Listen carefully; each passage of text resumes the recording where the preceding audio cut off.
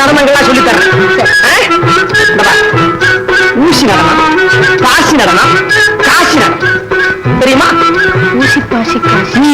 ஊசி நடனம் ஊசி மேல நின்று ஆடணும். பாசி நடனம் பாசிலேயே ஆடணும், வலிக்கு கீழே விடக்கூடாது. காசி நடனம் அதாவது காசிக்கு போவாங்கல்ல, அது நடனம் ஆடிக்கிட்டே போகணும். அது இப்ப வேண்டாம், வயசானதுக்கு அப்புறம் அதை கட்டணும். ஊசி மேல எப்படிங்க ஆடுறது? காலில குத்துங்க. குத்தப்படாது, அந்த மாதிரி ஆடணும். அதெல்லாம் எனக்கு தெரியும், கத்து வச்சிருக்கேன் நானு. கலைக்காக உயிரை விடுவேன். அப்படியா? அம்மா எங்க விடுங்க, ஊசியை கொடு. ஊசி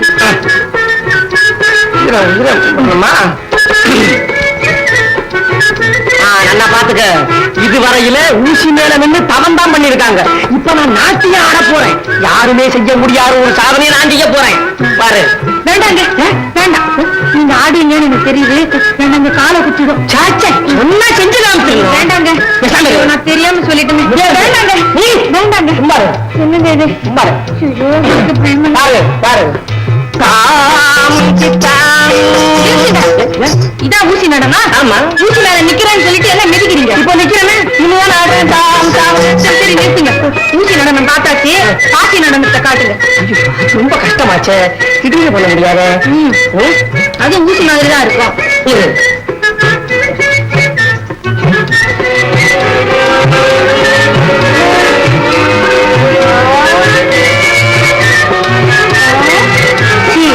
என்ன இருக்கு? பாசி பாசி. ஆமா. நடனமும் நீயும் கிண்டலா பண்ற? நாட்டியம் தெரிஞ்சா சொல்லி கொடு, இல்ல நான் பாரு. தமாஷ் பண்ண அப்படி கோச்சுக்கிறியே. இரு, அருமையான அழகு நடனம் கத்து தரேன். சொல்றதையாவது ஒழுங்கா சொல்லித்தல. அழகு இல்ல அழகு. இல்ல, திருவிழாவில நாட்கள்ல கம்பிய குத்திக்கிட்டு ஆடுவாங்க. அதுக்கு பேரு தான் அழகு நடனம்னு சொல்றது. இல்லவா கம்பி? நல்லா பாத்துக்க, பயமா இருக்கும்.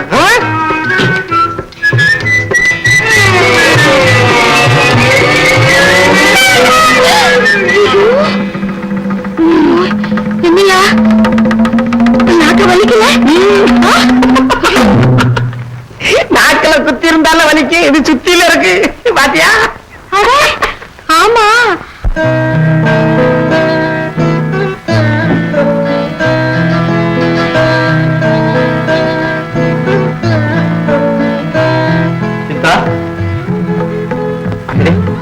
படிப்பதை கெடுத்து விட்டேனா?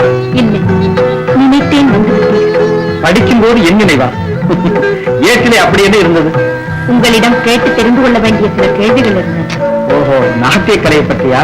இல்லை, வாழ்க்கை கலையை பற்றி. எனக்கு நாட்டிய கலை பற்றி மட்டும்தான் தெரியும். என்றாலும் கேள், தெரிந்தவரையில் சொல்லுகிறேன். கலை என்றால் என்ன? அணுவை கலைத்து அகிலத்தை காட்டுவது. துணை என்பது என்ன? துன்பத்தை பகிர்ந்து கொள்வது. மயிலுக்கு கலை தருவது? மேகம். பயிருக்கு துணை சேருவது? மழை. இசைக்கு துணை? தாளம். தாளமில்லாத இசை? கூலம். கண்ணிக்கழு?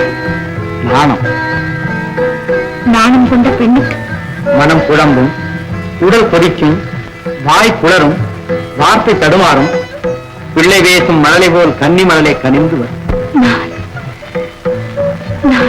கன்னியா? கன்னியா மழலையா? இவனின் கீழ் விழியா? வெளியிருக்கும் கருமணியா? கருமணியின் நிழலா?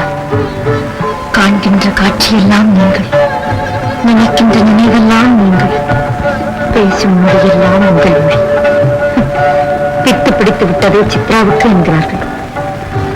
மக்களை ஆளும் கலைஞர் சித்ராவின் மனதை ஆளுகிறார் என்பதை அவர்கள் எங்கே அறிவார்கள்? ஏன் பேசாமல் இருக்கிறீர்கள்? பேசுங்கள். கண்ணோடு கண்ணினை நோக்கோக்கின் வாய்ச்சொற்கு என்ன பயணம்? யான் நோக்குங்கால் நிலநோக்கும், நோக்காக்கால் தான் நோக்கி எழுதன. மன்னரேன் வள்ளுவராகிறார்? இங்கே வள்ளுவர் தான் நம்மை வாழ வைக்கும். இப்படியே பார்த்துக் கொண்டே இருந்தால் போதுமா? ஏற்று அணைக்கும் கைகள் திறந்து வந்து விட்டாலும் பார்த்திருக்கும் பார்வை மட்டும் மாறும். ஏழை மகள் சித்ரா என் நெஞ்சில் இருப்பது மாறியாயிற்று. சித்ரா எப்படி ஏழையாக முடியும்? அருகில் இருக்கும்போது அடிக்கடி பார்க்கிறேன். என்னது கதை சொல்ல துணை வேண்டாம். நான் கேட்டேனா? நீ கேட்காவிட்டாலும் என் நெஞ்சம் சொல்லுகிறேன்.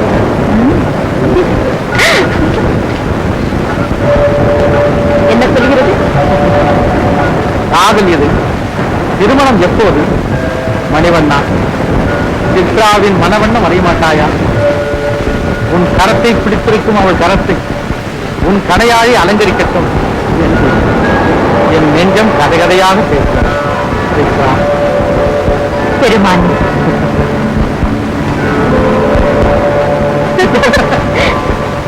நாட்டுக்கு அவன் ஒரு வாஸ்து, வீட்டுக்கு ஒரு விளக்கு. அவனுக்கு கட்டுப்பாடு தந்துள்ளார். மகனுக்கு மனமுடிப்பது உறுதியானால் மனப்பெண்ணை தேட வேண்டியதுதான். அதைத்தான் நான் பல நாட்களாக அரசரிடம் சொல்லிக் கொண்டு வந்தேன். சீக்கிரம் ஒரு பெண்ணை பாருங்கள். அதுதான் சிரமம். அழகும் குணமும் தரமும் தகுதியும் அமைந்த ஒரு பெண் கிடைக்க வேண்டும். ஏன் கரிகால சோழனின் ஒரே மகள் கற்பகவல்லி நாச்சியார்? அவளுக்கு என்ன அழகுவதியின் கண்ணி? ஆனால் சிறு பெண்ணாயிற்றே.